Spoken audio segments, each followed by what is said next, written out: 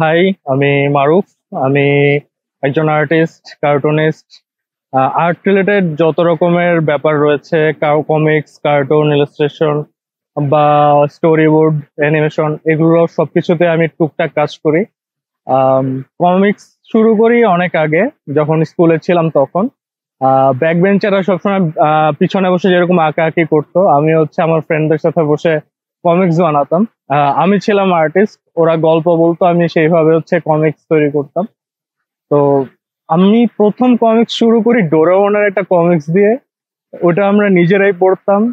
তারপর নিজেদের super hero তৈরি করে কমিক্স বানানো শুরু করি। সেটা 9-10 পর্যন্ত চলেছে। আর তারপর কলেজে উঠে কমিক্স টমিক্স বন্ধ হয়ে গিয়েছিল কিছুটা, কিন্তু আবার ভার্সিটিতে ওঠার পর, বিশেষ করে কোভিড এর টাইমে কমিক্স আঁকা শুরু করি। আহ, তার আগে অফিসিয়ালি যদি কোনো কমিক পাবলিশ হয়ে থাকে, সেটা ঢাকা কমিক্সেরই কমিক্স ছিল। সেটা ঢাকা কমিক্স কমিক ডাইজেস্ট 2018-তে ছিল। তো ওইখানে পার্টিসিপেট করার কারণে এটা কমিক তৈরি করেছিলাম। তো ওই কমিক্স থেকে হচ্ছে প্রথম ঢাকা কমিক্সের সাথে কাজ শুরু। আর শেষ হচ্ছে আবার যখন ঢাকা কমিক্সের সাথে কাজ পাই, সেটা হচ্ছে প্রতিবাস্তবে 2022 সালে। তো আমার 18 সালে প্রতিবাস্তবে যে গল্পটা ছিল, সেই ক্যারেক্টার গুলোকে নিয়েই আমি প্রতিবাস্তবে জন্য কাজ করি। আর ওই গল্পটি কন্টিনিউশন কিছুটা প্রতিবাস্তব একে ছিল। আর এই গল্পটা হচ্ছে যেখানে হচ্ছে আমি আম, কাক রিলেটেড কিছু দেশীয় কুসংস্কার বা কিছু প্রচলিত গল্পের একটা সংমিশ্রণে একটা গল্প তৈরি করেছিলাম। যেখানে বলা হয় যে ভাত না খেলে কাক নিয়ে যাবে। ওই একটা কনসেপ্ট প্লাস কাক কোকিলের বাসায় ডিম পারে, এই দুটো কনসেপ্ট মিলিয়ে হচ্ছে একটা গল্প তৈরি করেছিলাম। তো গল্পের অনেক ইন্সপিরেশন হচ্ছে দেশীয় লোককথা বা প্রচলিত কথা থেকে যেমন এসেছে, সেরকম আমি চেষ্টা করেছি যে আমার প্রিয় কিছু লেখকদের লেখা থেকে নেওয়ার। যেমন হুমায়ুন আহমেদের মিসির আলী গল্পের ভিতরে এরকম কিছু প্রাণীর কথা বলা হয়েছিল, যেখানে আম, একটা ছোট মেয়ে মরার 7 দিন আগে থেকে হচ্ছে একটা প্রাণীকে দেখতে পারতো।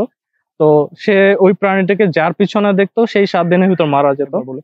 এটা মিসির আলী আনসলভড একটা স্টোরি। তো মিসির আলী কখনো এই গল্পে কখনো সলভ করতে পারেনি। তো আমি হচ্ছে ওইখান থেকেও কিছুটা ইন্সপিরেশন নিয়েছিলাম যে 7 দিন ধরে একটা গল্প কিভাবে চালানো যায়। তো এটাও হচ্ছে 7 দিনের একটা গল্প। আমি আস্তে আস্তে ট্রাই করেছি যে কিভাবে একটা ছোট বাচ্চা ধীরে ধীরে 7 দিনের ভিতরে অন্য একটা জগতের দিকে পা বাড়ায়। আহ এইটাই হচ্ছে মেইন কনসেপ্ট, এর থেকে বেশি হলে স্পয়লার হয়ে যাবে। আর এই সেম গল্পে যে কাহিনীটা চলছিল, সেটাই আমি আবার প্রতিবাস্তব 2-তে নিয়ে আসি, যেটা স্বপ্ন ও স্মৃতি। যেটার প্রথম গল্পের সাথে কিছুটা কানেকশন আছে, কিন্তু এমন না যে প্রথম গল্পটা না পড়লে পরের গল্পটা কেউ বুঝবে না, বা 18 সালে গল্পটা না পড়লে এই গল্প দুটা কেউ বুঝবে না, এমন না। আমি প্রত্যেকটা গল্পতেই আলাদা আলাদা ভাবে ক্যারেক্টার গুলোকে ইন্ট্রোডিউস করার ট্রাই করেছি, তাদের ভিতরে যে ডাইনামিক গুলো রয়েছে সেগুলো নিয়ে কাজ করার চেষ্টা করেছি। আম, এছাড়াও মানে চেষ্টা করেছি যাতে গল্পগুলো রিলেটেবল করা যায় বা রিয়েল লাইফের সাথে কিছুটা হলেও মিল থাকে। কারণ দেখা যায় যে যখন আমরা কোনো পুলিশ ক্যারেক্টার বা ডিটেকটিভ ক্যারেক্টারের কথা বলি, প্রথমেই মাথায় আসে হয়তো শার্লক হোমসের মতো ট্রেঞ্চ কোট পরা কেউ আসবে বা ঝাঁকড়া চুল থাকবে। আমি নিজে পার্সোনাল লাইফে যে সকল পুলিশ মানুষদের দেখেছি, তাদের থেকে বুঝতে পারি এরা খুবই ডিসিপ্লিন লাইফ লিড করে, এন্ড এদের দেখলে বোঝা যায় যে এরা পুলিশ অফিসার। তো আমি হচ্ছে ওইভাবে আগানোর ট্রাই করেছি যাতে দেখে বোঝা যায় এই ক্যারেক্টারটা এই কাজটা করে। তো এছাড়া প্রতিবাস্তব 1 যখন করেছিলাম, তখন আমি প্রথম প্রথম কিছুটা ডিজিটাল আর্ট শুরু করেছি। তো প্রতিবাস্তব 1-এর আর্টটা হচ্ছে আমার ডিজিটালি করা ছিল। আর ফান ফ্যাক্ট, ওইটা পুরোটাই মোবাইলে করা। আর প্রতিবাস্তব 2 আমি ট্রেডিশনালি করেছি, যেটা হচ্ছে আবার আমি স্ক্যান করে সেটার উপরে শেড শ্যাডো ডিজিটালি বসিয়েছিলাম। তো প্রতিবাস্তব 1 আর 2-এর আর্ট স্টাইলের ভিতরে অনেক পার্থক্য রয়েছে। তো মানে আর্ট স্টাইল নিয়েও হচ্ছে আমি এরকম মাঝে মধ্যে এক্সপেরিমেন্ট করি যে কোনটা করলে দেখতে ভালো লাগে। কারণ আমি পার্সোনালি ট্রেডিশনালিতে অনেক ফ্রি বোধ করি, কিন্তু কমিক্স এর যখন আসে তখন ডিজিটালি মানুষ বেশি প্রিফার করে, কারণ ওটা অনেকটা ফুটে উঠে, বা ওটা এডিট করা বা ওখানে কোনো কিছু কালার করা বা শেড শ্যাডো দেওয়া খুবই ইজি হয় ট্রেডিশনালের থেকে।